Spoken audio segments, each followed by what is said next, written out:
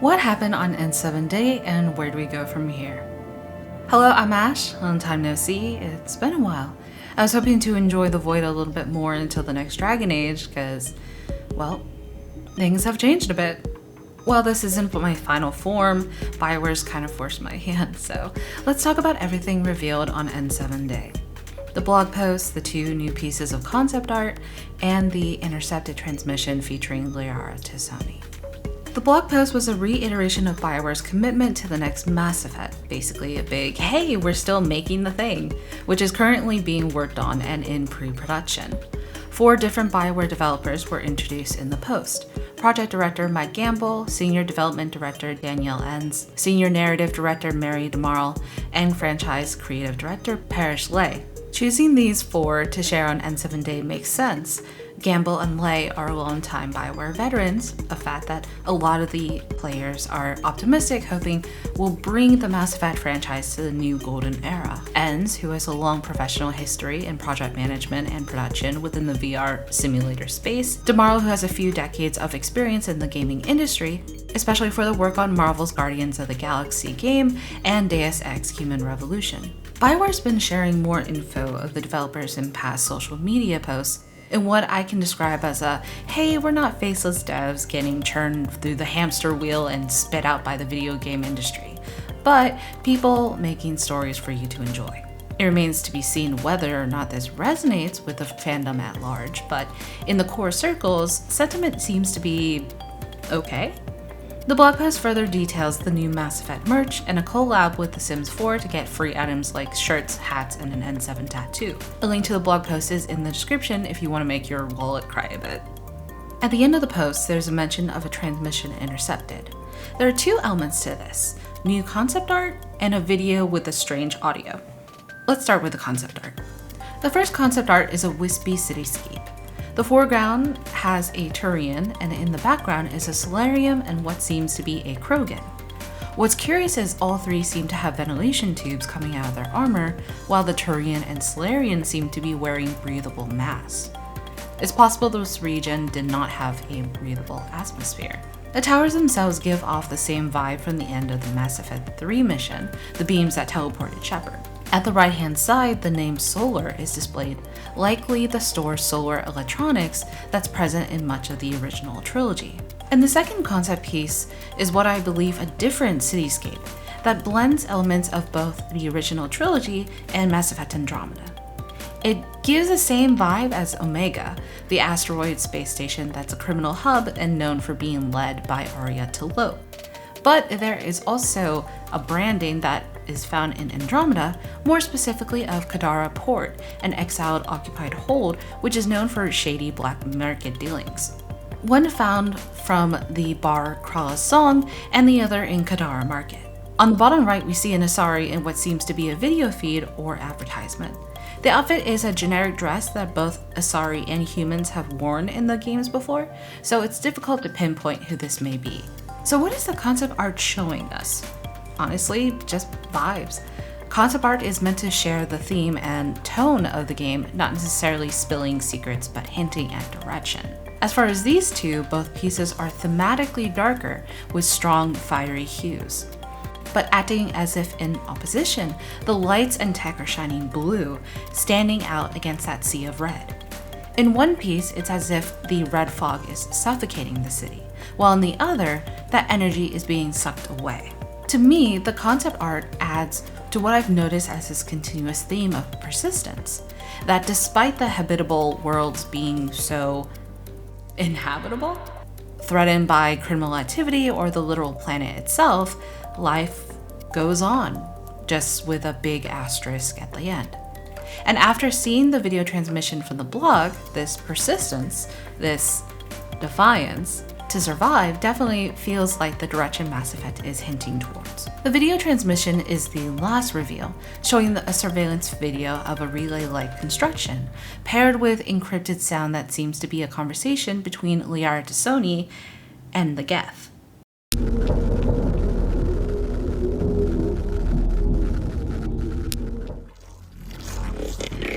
Like the secret. How did we miss this? Exactly. The Council will be furious. Although they should know by now not to underestimate human defiance. Perhaps was their most endearing trait. Let's dissect the visual first, starting with the name of the downloadable file. SA Intercept Cytherium System Doc 314. SA tends to stand for Systems Alliance, representing all humans of Earth and Citadel residing colonies. Intercept stating that this is a transmission intercepted during transit. The Cytherium system is a new system that has yet to be introduced in the Mass Effect series, and Doc 314 seems to be a callback to the original First Contact War, where before humanity had met other council races, had accidentally engaged in a short yet very violent conflict with the Turians at a relay dubbed Relay 314. The description at the bottom describes this feed as a record of the vacuum dock relay construction, where the recording is being done by a monitoring station operated by Green Dagger Limited, but property of Deep Space Dow SAV. The ship's captain is named Sub-Navarch Soa Ral Zillan Jones. Let's break these down. Is this a mass relay? Judging by its assets, I would argue not in the traditional sense. A mass relay's purpose is to masslessly send ships from one relay to another relay, and unless there's another relay on the other side, it will continue to accelerate its payload until it runs into another force. My speculation is that this construction is a relay station, a technological evolution of the original mass relays that the Reapers built. The station itself has a number of loading bays numbered on its lower body, and considering its scale and the alternating lights, has numerous rooms to shelter hundreds, if not thousands of people. Of course, there's several questions raised from this. Where did they get the element 0 to create the relay? How are they able to build the shield that locks it down? And where does the relay go? There's not much info on how to create relays, and the materials needed would be vast and possibly require dismantling parts of the Citadel, or if there's anything left of it in the first place. Perhaps mining the bodies of dead Reapers? But as far as where this relay is going, a past tweet of Mike Gamble suggests that this ship seems key to the story of the next game. Going back to the description real quick, Green Dagger, Deep Space Dow SAF. These are new entities we have not seen in the Mass Effect games before. As far as the ship's captain, judging by the name, it's possible they are Quarian. For Sub-Navarch, Navarch is an anglicization of a Greek word, Navarcho, that describes the commander of a fleet or admiral. The Quarians of the original trilogy have an admiralty board, so my two running theories are either 1, this is a designation adapted later on by those composed of the original Quarian migrant fleet, or 2, this is a completely separate faction whose military personnel adheres to a uniquely named hierarchy. I lean towards the latter, as Zillan Jones seems like a name combined through marriage between a Quarian and a human. That said, the numbers at the bottom state 11/07/90, which may designate the date here. While it's possible this takes place a short time after the events of Mass Effect 3, November 7, 2190, I think it's completely possible we're seeing this in 2290, 2390, and so on. I still strongly believe that the game takes place during either the later age of Liara's matron stage or matriarch stage, which would be about 600 or so years old. And just for reference, during the events of the trilogy, Liara was only a little over 100. The ships surrounding the construction are varied. One Asari dreadnought is in the top left, a ship with similar arms like an Ark from Mass Effect Andromeda are here, while the others seem to be non-military transports. A ship on the bottom right is flying in, and around the 6-second mark where there is a visual distortion happening on screen. There's not one, but 2 stealth ships piloting into or underneath the relay construction. Originally, I was going to chat about a crazy theory about constellations and that, but thanks to Gavin on Twitter, I got something a bit different. Exhibit A, Exhibit B, and Exhibit C. BioWare loves their structural weaknesses. Now let's jump into the audio. Exactly. The Council will be furious. Although they should know by now not to underestimate human defiance. Perhaps was their most endearing trait.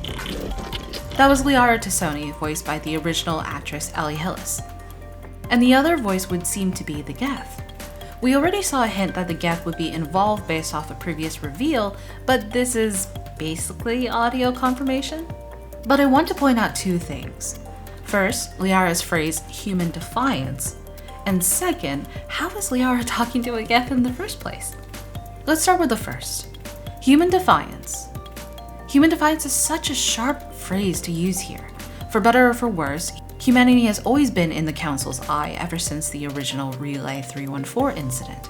Humanity's constant desire for exploration, and colonization, has gained the ire of the Council, even vocally confirmed in the games more than once, regarding humanity spreading too far where they can't protect their own people. Considering the dock is numbered 314, and the Council may be mad at the visual on screen, a possible scenario is that we will see history repeat itself, where humanity's propensity towards exploration might land them in more diplomatic, or perhaps aggressive, conflict.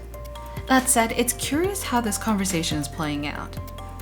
Organic races have not been traditionally capable of communicating with the GETH before, not with the GETH doing their own translation, such as with Legion or with GETH Prime. So taking this at face, assuming this is authentic and not bait, Liara has the capacity to speak with the GETH. If you follow me on Twitter, you may have seen my theory on why this may be true.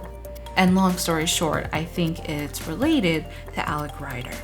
Alec Ryder is the main protagonist's father in the original Pathfinder in Mass Effect Andromeda. During a series of quests unveiling the truth behind the Andromeda Initiative and why they went to that galaxy in the first place, there's several audio logs that include Liara. She had corresponded with Alec Ryder, sharing her research on Prothean technology. But in my thoughts, I think it's possible she may have equally shared research, which may include AI tech. AI research was illegal under Council law, but Alec Ryder did it anyway, creating the AI named Sam. I recommend playing Mass Effect Andromeda, but in short, Sam was very different than EDI or what we've seen from other AI in the games. It had greater capabilities in combat and language deciphering compared to much of the VI that was onboarded for normal use in Omnitools. EDI is just as powerful, but as she was built by Cerberus and with Reaper tech, her personality and motivations are much different than Sam's. While EDI was able to maintain her own body and individuality, Sam is meant to be integrated directly with a human in a coexistive state. Liara is in a position where she may have knowledge of Alec's research, whether through her communications as a researcher or her connections as a shadow broker. There also is an unknown investor involved with the Andromeda Initiative that has never been revealed, where I'd argue Liara would make the most sense being part of it all. If Liara has that knowledge of AI tech, and perhaps even embedded itself with her VI glyph, it may accelerate the recovery process after the events of Mass Effect 3, and may influence the world and gameplay that we experience in the next game. The story of Mass Effect Andromeda evokes several thoughts regarding the symbiotic and evolutionary potential that can foster between humanoids and AI. It's honestly one of the strongest themes in Andromeda, and a topic I believe will be further explored in the next game, not only because of the presence of the GETH, but also an idea that I had after seeing a specific poster that came out on N7 Day. Thanks to Kala Elizabeth for cluing me into the new merch. By the way, Kala is awesome. Please check her out on her channel and her own analysis as well. At the bottom of the poster, there's a unique footer, distributed by order of the Subcommittee on External Relations in Friendship Toward All, Peace Eternal, and the Brotherhood of All Sentient Life. It's very political, borderline cult verbiage. The Citadel always enforce their policies for peace, but this entire line is a bit of a red flag. 3 different organizations that greatly align with the Council's rule, a true beacon of hope and order for all organic life. Or is it? Now, AI research has never been permitted. The Council was very anti-AI, even more so suspicious of the Quarians because of their creation of the GETH. While it's possible that this is just another merch piece that doesn't mean anything, especially since in the past, there's been a couple of cases where licensed BioWare merch took a few creative liberties beyond what's considered canon, but I think if we were to take this at face, The emphasis on sentient life makes me think that A, the Council is still trying to enforce its power, and B, there's still that massive divide between organics and synthetics. Is the Council trying to reassert itself as a power, being the bastion of organic life, while drawing a line against synthetics? Or perhaps humanity's defiance is the rebellion against Council authority, as if it's a relic of the past. If you remember, throughout the trilogy, the Council themselves were one of the main obstacles Shepard faced when trying to deal with the Reapers. Why do we need them as they were back then? What if we could better ourselves through an alliance with synthetics? What if the Council's policies are just too conservative for the evolution of all kind? Again, I love the idea of exploring the idea of sentience and artificial intelligence, especially now as our society in real life is having a larger, more contentious discussion on the logistics, the ethics, and accelerated progression of artificial intelligence, which frankly is a whole other argument for another day.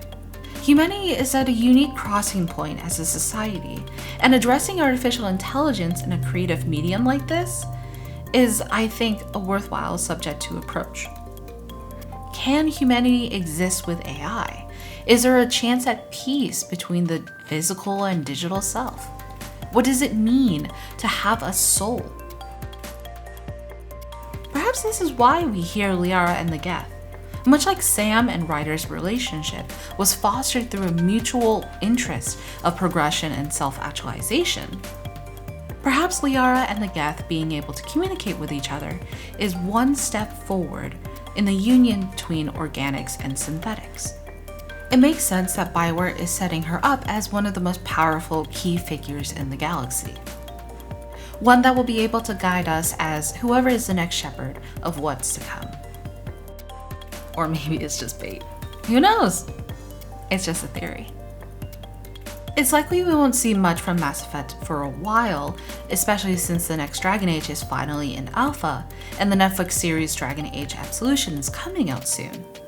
But until then, it's admittedly fun to speculate where BioWare will take the next game. Combining the efforts of the original trilogy and Mass Effect Andromeda has to be an arduous task, especially with how the past games have fared. But, well, for now, all we can do is wait and see. Thank you for watching. Like if you like, subscribe if you want to hear more about Mass Effect and Dragon Age 2, because it looks like we'll finally be picking up speed for the next Dragon Age game. But thank you to those who've listened to me theorycraft here, whether you're a new person to the channel or from the old days. I'm looking forward to chatting more about these games and much more now and into the future. I'm back, I will be back, and I will see you again very soon. Take care, Fenral and Ansal.